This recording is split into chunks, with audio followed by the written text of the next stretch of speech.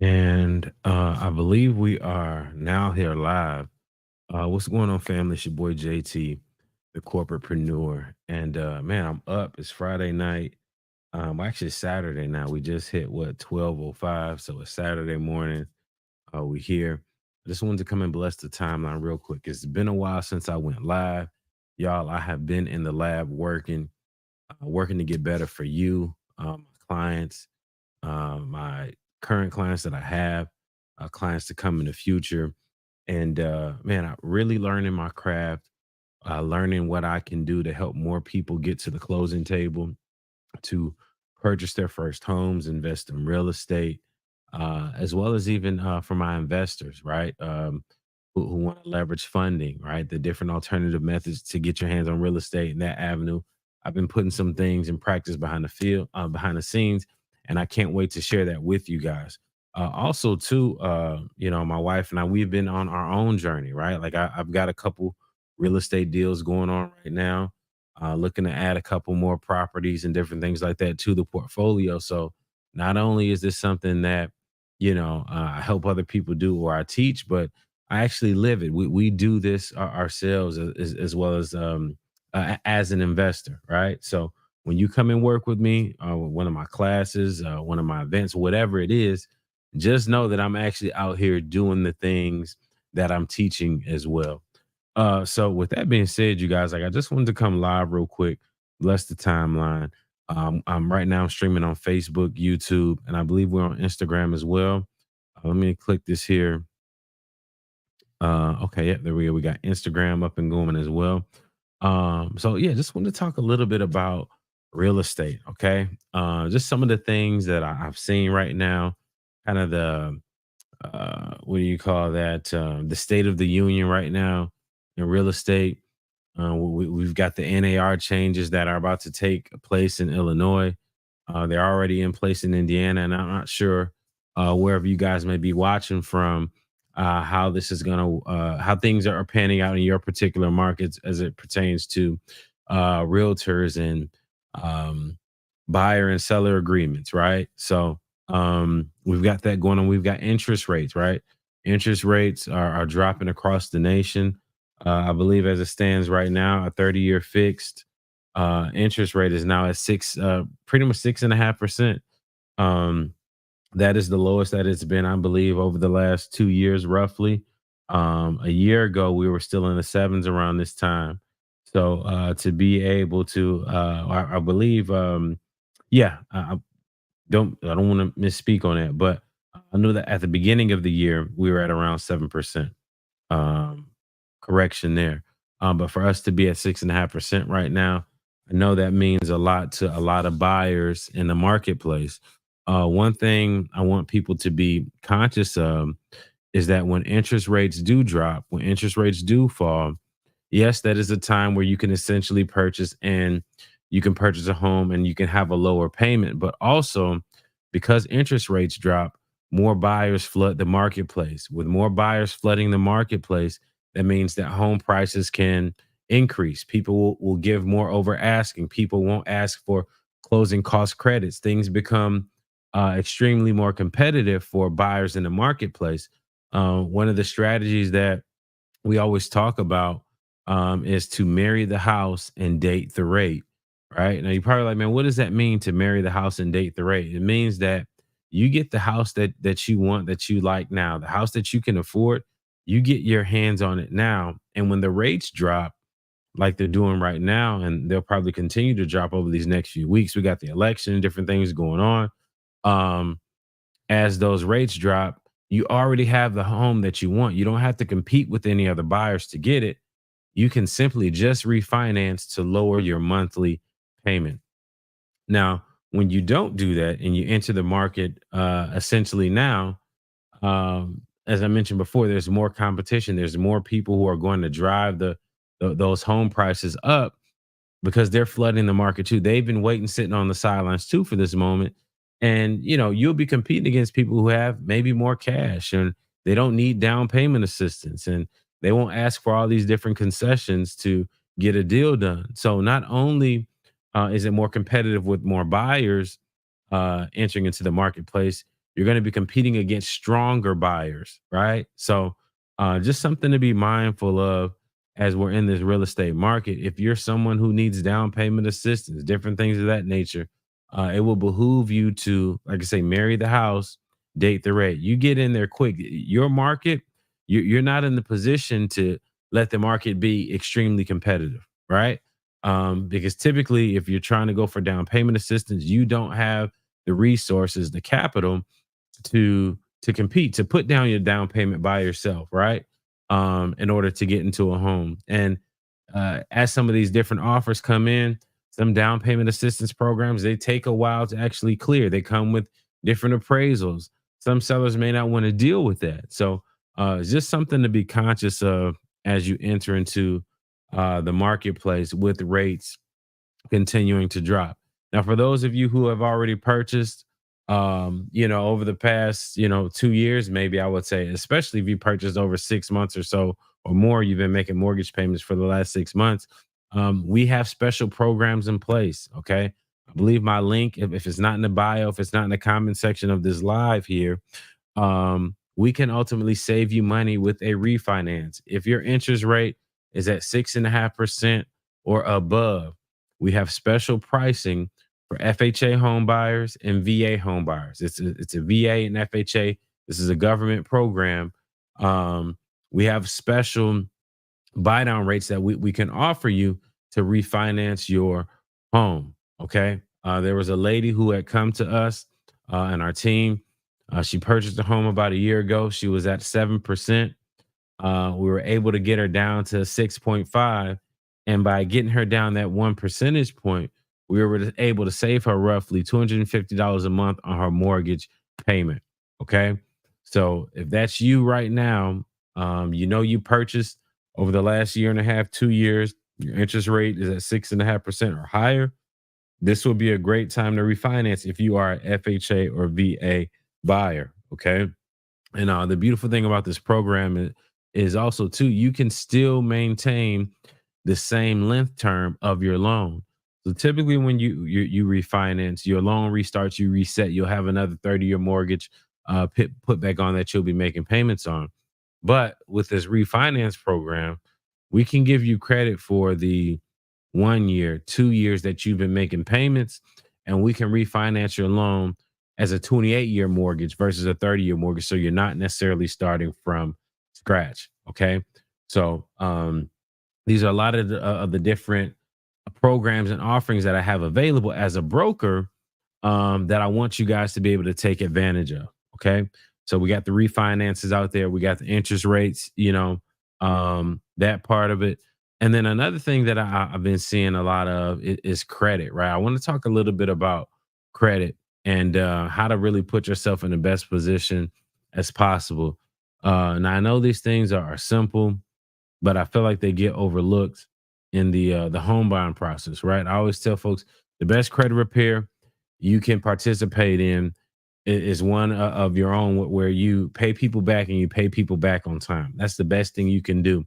And if you do have the missteps or the mistakes, because life happens to everybody, we want to put as much distance between your last derogatory account as possible. So if you had a late payment, hopefully that late payment is at least a year to 2 years old, right?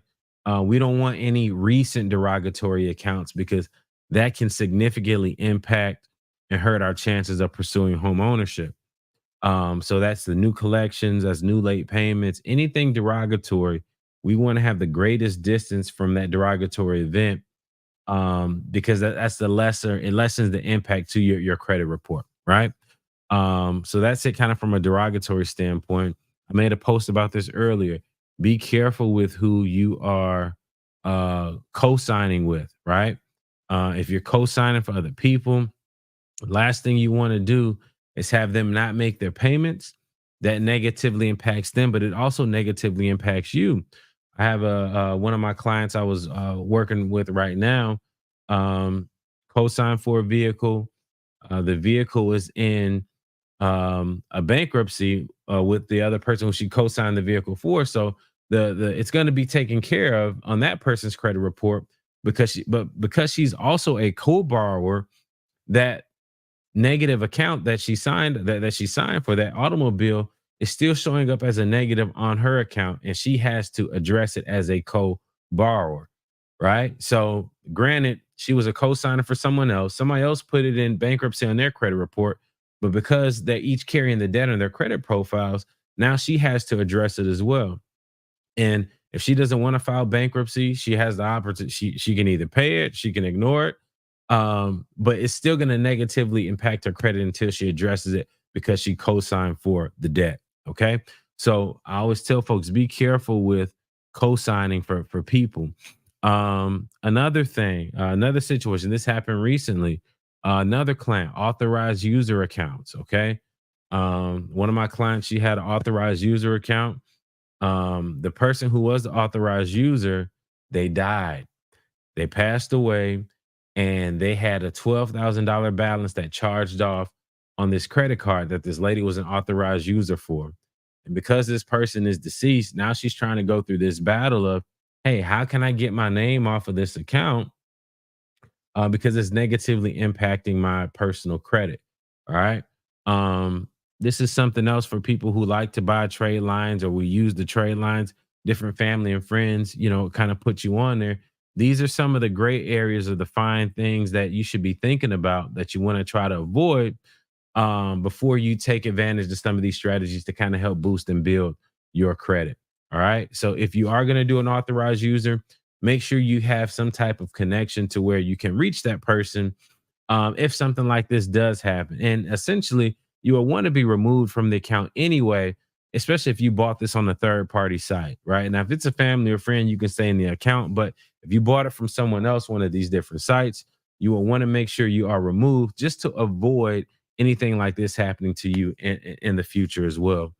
Also, from a credit perspective, um, it is extremely important to have the right type of account supporting the right type of accounts reporting on your credit. All right. Revolving accounts are always strong, are always good accounts to have because they show how you can manage different debt instruments. Right. By you having a revolving trade line, your credit card that reports every month, your utilization, your payment history, all that is good history, good data for lenders and for underwriting systems to capture to gauge your level of risk. Okay. So credit cards are great, whether it's a secured card or you have one with a preset, spending limit, whatever the case may be. Credit cards are always good to have. It's always important to keep those balances at 10% or less. Um, I believe I don't know. Somebody just sent me a message. It's late, but at 10% or less, because that's going to significantly help boost your credit score. When you carry a high balance on these credit cards over that 30%, that's when we start to see your scores taper out and it starts to negatively impact your credit profile. All right. So ideally 10% or less. I know in the FICO apps and different places they say 30%, but if you really want to have your profile, you really want your profile to be strong and your scores to improve, you want to be at 10% or less utilization. Another thing about credit is that, guys, when you come to apply for a mortgage or a loan with any broker, with anybody you're dealing with, you guys should not have account that you should not have negative accounts in dispute status. Okay. Negative accounts should not be in dispute status. So if you've got a charge off, if you got late payments, whatever the case may be, um, and those accounts are currently in disputed status because you're going through credit repair or whatever the case may be, that gives us a false sense of what your credit score actually is. When you put account in dispute status, the score that's generated essentially skips over that account that's in dispute status. It omits it. It doesn't factor it into your score. I see a lot of applications when we start our pre-approval process with people who have counts in dispute.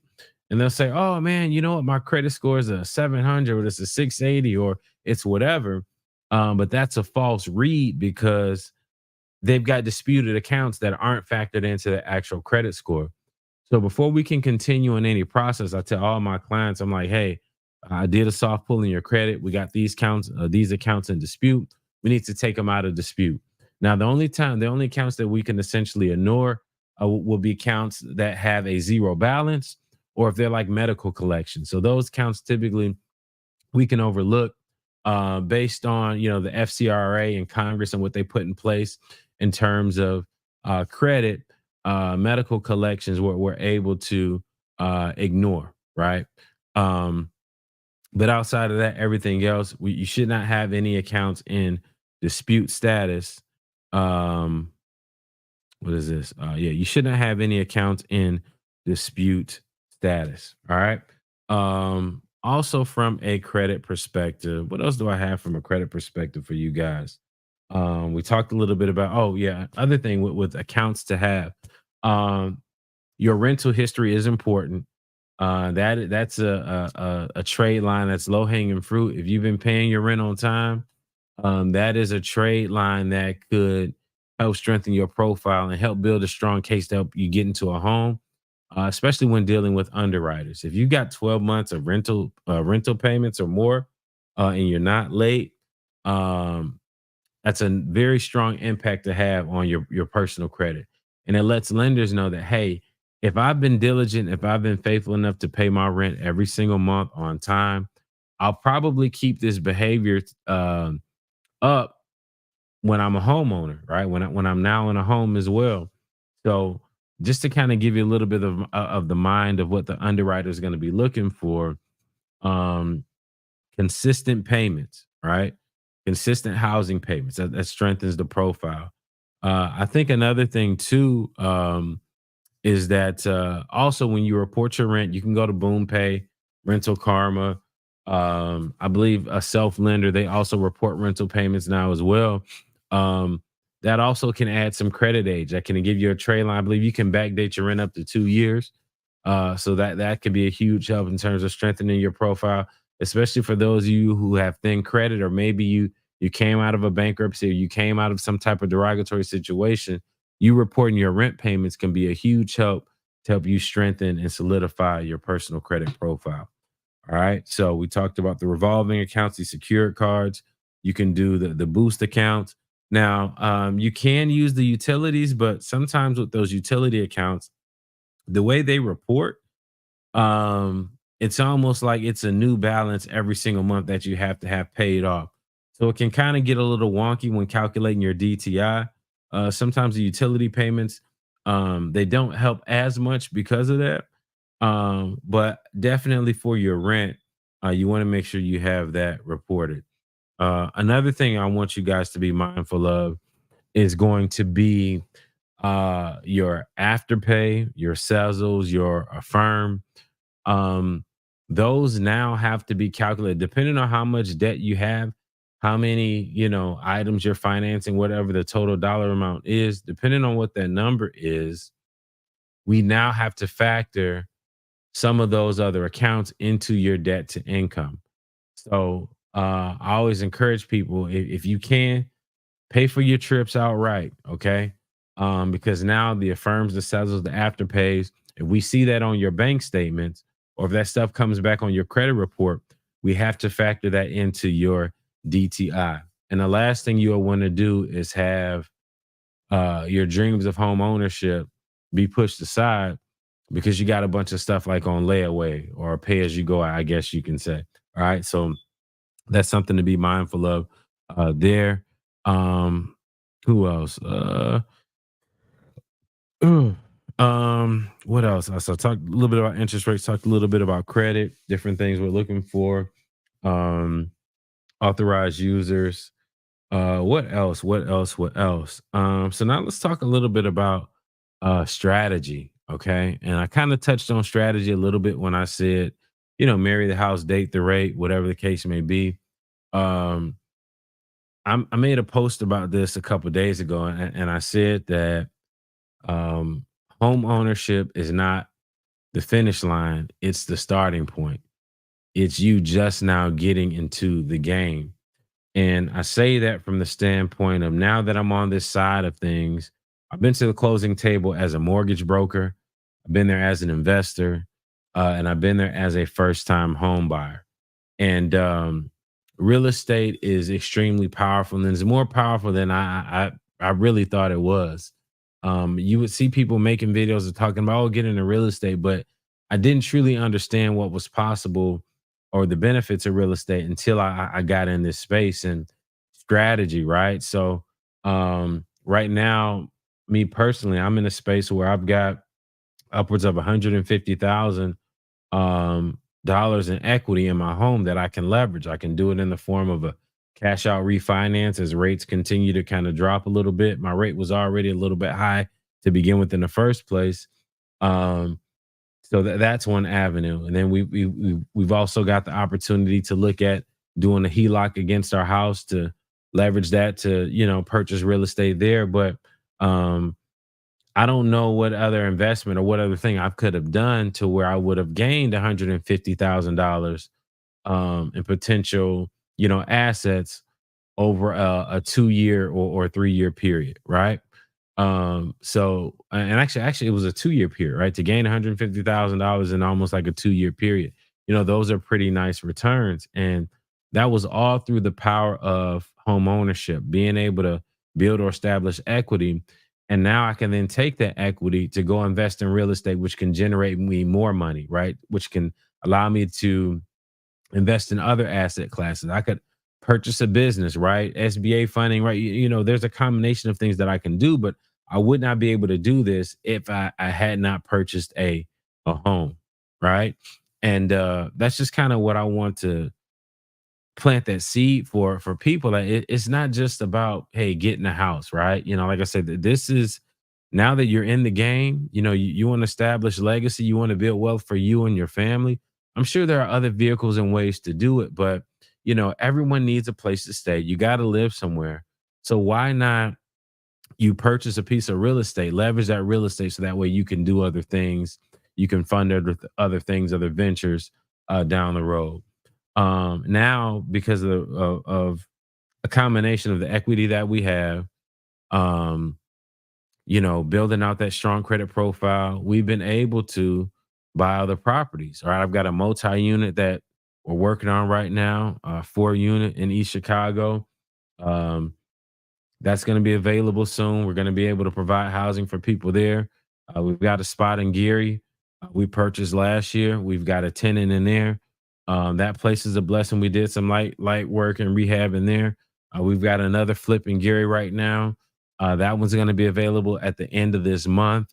So, man, just a lot of things that we've been able to do by just jumping in and purchasing our first home and having that be an anchor or a gateway for us to get our hands on more real estate outside of that.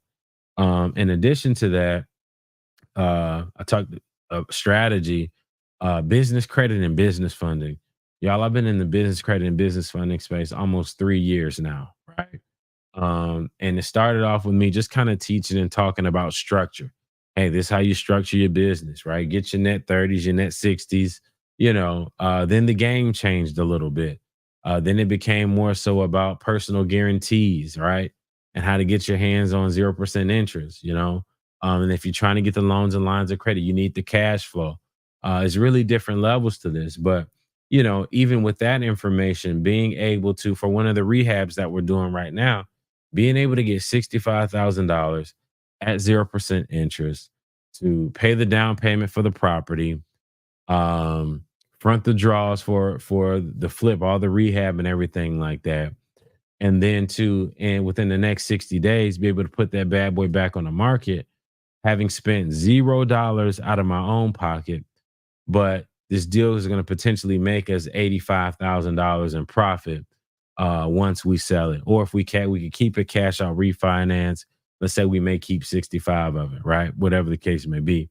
But being able to do that, being able to do a move, do a play like that, one, just because I had good credit, I understood business structure, I understood business funding. I was able to position my business to go and get 65,000 at 0% interest and use that to purchase the property and rehab it. Um, that's powerful. That is powerful. And even me being on the lending side and learning a little bit more about hard money and how this stuff works, like you could, if you got the down payment, you could literally do a DSCR loan, okay? Um, and you can purchase single family homes And as long as the ratio is right with regard to what you're paying with your mortgage and the rent that it could generate, you pay your down payment and your closing costs, you can buy homes, some may be cash flowing already, but you can buy homes and rent them out. And that could be the way that you build your real estate portfolio. It's just by buying up a bunch of rental properties. Because it's not necessarily based off your income. It's based off the cash flow of that actual property. All you need is the funds to be able to go and get it. And I know some of you may be saying, "Oh, well, man, hey, maybe I don't have the funds." Well, getting your credit together is extremely important, right? So that way you can leverage your credit to do it. You can also leverage strategic partnerships. Now, I'm gonna say this here: in the communities that I grew up in, there were people who did not always make an honest living, and they had cash. Some of these hard money programs now they do not require funds to be sourced or seasoned. So if you know someone who's got mattress money, right? And I'm not, this is for educational purposes only, but if you have a partner who has cash, who has capital, um, you guys can come into business together. One person provides the credit, the other person provides the cash. Funds don't have to be sourced or seasoned. As long as you can close and you can come up with your down payment, you can acquire real estate. You can acquire some property and you can literally rinse and repeat that process as many times over as you want. When I saw that, the light bulb went off for me, and I said, "Hey, we could really keep doing this thing. We can build a portfolio and truly buy our freedom." We got to the point to where we were sitting down and we said, "Hey, how many homes would it take for us to truly retire?" Right? Like these are the questions, these are the conversations that you can start having with yourself, with your partner, whoever, whatever you want your life to look like. You can do that by leveraging real estate, right? Now, I'm sure there are other asset classes, other ways you can buy businesses. There's so many different things you can do, right? But I'm just talking about real estate right now. Um, that's a strategy or a way for you to buy your freedom. And you can say, hey, how much money do I need to clear a month in profit for me to, hey, retire my job, retire my mom, my spouse, whoever, right? Live comfortably. You know, is it 25 doors? Is it 15? Is it 10? Whatever that number is, how much money you ever need to generate. Um, think about how you could potentially buy that with real estate. So, and that's just kind of me letting you in a little bit about the planning that I'm having internally, with my family, the things that we're talking about. It's like, okay, now that we're in this space, right? Now that we see what things could be, how many doors do we need for us to buy our freedom? Right. And how long would it take us to do that, to accomplish that? Right. So just putting it out there from a strategy perspective, the different things that you can do. Uh, of course, there's also fix and flips as well. It's another layer of hard money. You can buy distressed properties that need some work. And if the uh, ARV value is there, you can make minimally your 30 grand plus off the deal. You can rinse and repeat that as well. You can flip houses. You can come into the market, use hard money, and with the hard money, they'll tell you if they're going to fund 85%, 100%, whatever the percentages of the rehab. And you can flip properties that way. You can pay off the hard money loan. You can cash out, refinance, or roll it over into a conventional loan. And if you do refinance, you take the equity out. You got that money. You don't have to pay taxes on it because you're not selling it. You can keep it as a rental, have your tenants paying rent, throw them on Section 8, whatever the case may be. And now you've got a property that's cash flowing and you took the equity out.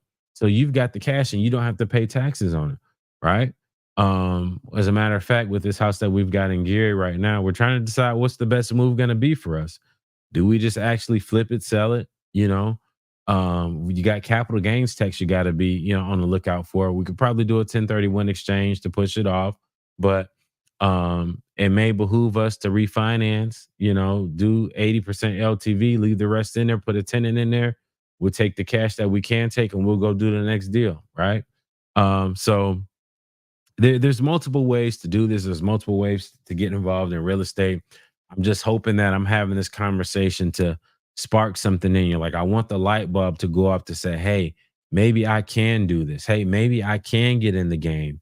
Maybe I need to try to do this. Like get off the things and get in the game. And I say this because um I don't it's nothing like getting tricked out of your position, right? Like there's so much fear mongering and scare tactics about whether it's even buying real estate, investing in real estate. Oh, the market's going to crash, whatever the case may be. And people miss out. People miss out. They stay on the sidelines, and they don't get in the game. And we talk about these wealth gaps and how they get wider and wider as other people continue to take action. Other groups continue to take action, while folks are just sitting on the sideline. So if you're watching this video, if you're seeing this is your sign to get you some real estate. This is your sign to any strategy or any way you want to go about it, whether it's hard money, whether it's fix and flip, whether it's tax sale properties.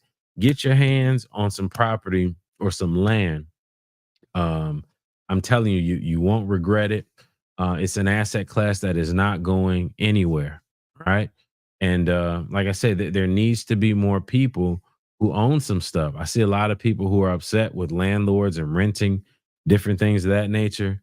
Yo, it's time to get your credit together, get your income together, so that way you can start making some moves. And it really boils down to three things, and I'll kind of share this. This kind of goes with what our pre-approval process looks like. But really, these three buckets are the lifeline for leveraging your credit to access any type of capital, whether it's for real estate or even on the funding side. Okay. So it's the CIA, it's your credit, your income, and your assets, right? We got to have solid credit. One of the things that we're looking for as it pertains to credit, of course, you want to have the strongest score as possible. If you can be in the 700s, that is phenomenal. Okay. 680 or above, that can get you in the game. 720 or above, you're getting some of the best rates and best pricing that there is in the marketplace. All right. Like that's really where you want to be. But 680 can get you in the game. Okay. Um, Outside of that, you want to have some product will require you to have no derogatory accounts, right? Um, I know for some of the hard money lenders, it's no charge offs, no collections. You can't have any unsettled debt, so you have to have those addressed. Now, if you're a traditional home buyer, if you're buying your first home, a collection, charge off, those things can negatively impact you, but it won't necessarily disqualify you for home ownership. We do have some workarounds and some guidelines to where we can still get you to a home, even if you have some of those things on your credit report. But essentially, credit, right? You want to have your credit be as strong as possible, and we want to put as much distance between your last derogatory account as possible. We're looking for behavior change as a lender and as an underwriter. We want to see if, hey, we know life happened back here. But what have you done since then? Have you been able to make on time payments? If so, great. That strengthens your case. Income. You got to have some type of consistent income, depending on which type of products we're going for. As I mentioned for the DSC, as I mentioned before, for the DSCR loans, those are going to be based off the cash flow of the property, and it's not necessarily tied to your income. So, but if you're looking for uh, some of the other products, if you're trying to be purchase your second home or you're a first time home buyer, your income is going to be extremely important. We're going to need to see the last 2 years of your income. If you're a W 2 employee and if you're a business owner, we're going to need to see those tax returns, right? And show us your schedules to see what you've written off. I made a video about it earlier today. Do not write off all of your income. It's okay sometimes to pay a little bit of taxes. All right. It's par for the course. It's the cost of doing business. When you, even if you owe, it's okay to owe a little bit because we need to show that income. If you don't show the income, it'll be harder to get approved for a home and a price point that in which you want to stay in. Or it may be even difficult to get access to the type of funding that you're hoping to get if you've written off all of your income. So it's okay to pay a little bit of taxes because we got to show some income, a 2 year history of income with no significant dips or changes. If you do have significant dips and changes greater than 20%, now we're going to trigger greater scrutiny from underwriters. They may make us take averages and they may make us only focus in on your most recent income and how you're trending and where you're expected to finish year to date. You could have made six figures the year before, but if you've only made 50,000 this year, or 25,000 this year to date, they would essentially um, downgrade your income or your buying power based on the hours and the trajectory and the trend that you're currently on to work for that year that we're in, right? And so we want to avoid that. We want people to maximize their income and their buying power. We want you to keep as consistent of an income and work history as possible. No dramatic drop offs from year over year. I did have a client one time, and you know, made six figures one year. Next year came back. She's worked about 60 grand less. When it came to the pre-approval process, we had to give the pre-approval based off the current year-to-date income and not that previous income of six figures. So these are different things that you don't want to run into. So go to work, right? Keep working, right? Um, and then assets, right? So assets are what type of cash, what type of investments, what do you have on hand, right? Whether you're looking for business funding or funding to purchase a home on financial applications for some of these loans, these lines of credit, they want you to list out your assets. They want to see what your remaining balance is, how much equity you have in it. All those things strengthen your profile and ultimately get you access to money. On the personal side, if you're a home buyer, right, whether it's your second home or your first home, assets are going to help you strengthen the profile from the standpoint of, hey, this is the money that's needed to do the deal. Every lender uses what we call an automated underwriting system, right? AUS. And in this AUS, we look at your credit, we look at your income, we look at your assets, and we put all of this into the system, and it's going to spit out an approval for us. It's going to let us know, hey, the risk factors that we see on this file, we like it, so we're going to approve it. Or, you know what, we don't like some of these risk factors. And sometimes when we do hypothetical situations as a lender, we'll tweak and say, hey, would this person get approved if they had $3,000, $5,000 in their savings account? We're able to run those scenarios. And that's how sometimes we can tell you, hey, look, we can get the deal done, but you're going to need to save 5 grand. You're going to need to save 7,000. You're going to need to have X amount in reserves, because that's what the system is telling me based on your overall risk profile, what you need to have in order to get this deal done. Okay. So assets are extremely important. All right.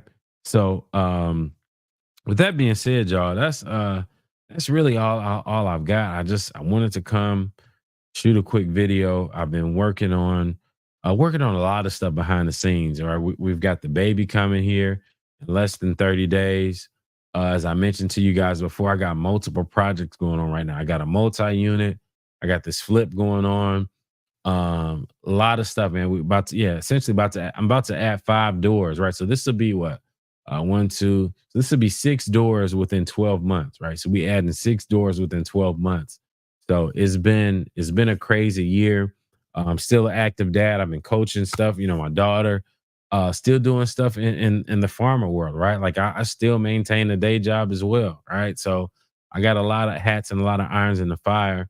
Um, but I'm working, I'm grinding, I'm building, I'm learning to be better for my clients. So if you stayed and you watched this video for any amount of time, I want to be your lender, right? The Bible says you have not because you ask not. Well, I'm asking for it. I want your business. I want to be your lender. So whether you are a first time home buyer, I want to help you get to the closing table. I've been in your shoes. Okay. Whether you are an investor, all right. I'm an investor as well. I've been in your shoes. I want to help you get to the closing table. We've got some great products for hard money, or DSCR loans. If you want to go that route, I got you. Give me a call. And if you want to refinance, right? As I mentioned earlier, we've got this great program right now. If you are an FHA buyer, FHA or VA buyer, you've been making mortgage payments over the last 6 months, and your interest rate is at a 6.5% or higher. We have a streamlined refinance program available right now, and it's giving me some extra leeway to help you with your interest rate. As I mentioned before, we had a lady who came in at 7% interest rate. She purchased a home last year. We were able to knock her down a full percentage point, and that saved her roughly $250 a month on her mortgage. That could be you. Okay. That could be you. All right. So, with that being said, that's all I have. I'll probably leave this video up if you guys want to come back and watch it.